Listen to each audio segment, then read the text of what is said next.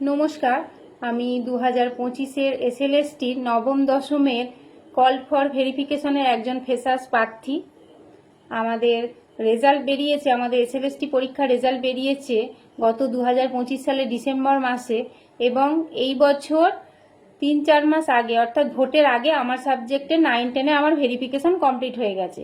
কিন্তু 9-10-এর ভেরিফিকেশন এখনও চলছে। মধ্যিখানে ভোটের কারণে এবং কোনো ভোটের পরও কোনো এক অজানা কারণে আমাদের ভেরিফিকেশনটা চলছিল না, বন্ধই ছিল। রিসেন্ট এসএসসি আবার আমাদের ভেরিফিকেশনটা চালু করেছে। কিন্তু 11-12-এ যেসব শিক্ষক শিক্ষিকারা পাশ করে আছেন ওনাদের ভেরিফিকেশন, এমনকি ওনাদের ইন্টারভিউ, কাউন্সিলিং, পিবিআর, মেডিকেল হয়ে গেছে, ওনারা রেকমেন্ডেশনও পেয়ে গেছেন অনেকেই, কিন্তু ওনাদের অ্যাপয়েন্টমেন্ট লেটারও দেওয়া হচ্ছে না এবং স্কুলে পাঠানোর ব্যবস্থা করাও হচ্ছে না। 14ই আগস্ট মানে গতকালকে যাদের বাকি আছে 11-12-এর কাউন্সিলিং, তাদের সেই সব সাবজেক্টের কাউন্সিলিং হওয়ারও কথা ছিল। আজ 15ই আগস্ট রাত্রিবেলা বাধ্য হয়ে আমি ভিডিওটা করতে বাধ্য হলাম।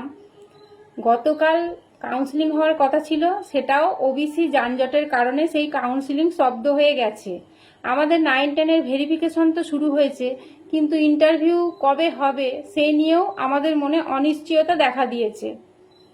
তাই আমি জানি আমাদের সরকার, বর্তমানে আমাদের যে বিজেপি সরকার, মানবিক সরকার, এবং মানবিক সরকারের মুখ্যমন্ত্রী মাননীয় শুভেন্দু অধিকারী মহোদয়ের কাছে এবং আমাদের শিক্ষামন্ত্রী দীপক বর্মন স্যারের কাছে আমার করজোড়ে একটাই অনুরোধ, ইভেন আমার একার নয়, আমরা যারা 9-10-11-12 যারা যেসব শিক্ষক শিক্ষিকারা পাশ করেছি সবার একটাই আবেদন, স্যার আপনাদের কাছে আমাদের দয়া করে তাড়াতাড়ি আমাদের 9-10-এর যাদের ভেরিফিকেশন হয়ে গেছে দয়া করে আমাদের ইন্টারভিউর ব্যবস্থা করুন এবং আমাদের ইন্টারভিউ করিয়ে আমাদের তাড়াতাড়ি নিয়োগ দিন, আমাদের স্কুলে পাঠান। এবং 11-12-এর যেসব শিক্ষক শিক্ষিকার সব কিছু কমপ্লিট হয়ে গেছে ওনাদেরকেও, ওনাদের রেকমেন্ডেশন যারা পেয়ে গেছে ওনাদেরকে অ্যাপয়েন্টমেন্ট দিয়ে ওনাদেরকেও স্কুলে পাঠানোর ব্যবস্থা করুন স্যার। আমরা এই বেকার জ্বালা আর সহ্য করতে পারছি না স্যার। আজকে 15ই আগস্টে রাত্রিবেলা আমি এই ভিডিওটা করতে বাধ্য হলাম। চারিদিকে দেশের পতাকা উঠছে, প্রতিটা ঘরে ঘরে দেশের পতাকা উঠছে, সবার মন আজ রঙিন, খুব ভালো লাগছে। এমনকি কলকাতায় দেখলাম অনেক জায়গায় ভারত মাতার বন্দনা হয়েছে, যেটা কোনোদিন হতো না। এটা দেখে আমি খুব উৎফুল্ল আমার মন থেকে। কিন্তু তবু এই কারণে আমাদের নিয়োগ হচ্ছে না, এর জন্য আমরা না মরে বেঁচে আছি স্যার। আমাদের দয়া করে নিয়োগ করুন স্যার, আমাদের স্কুলে পাঠান।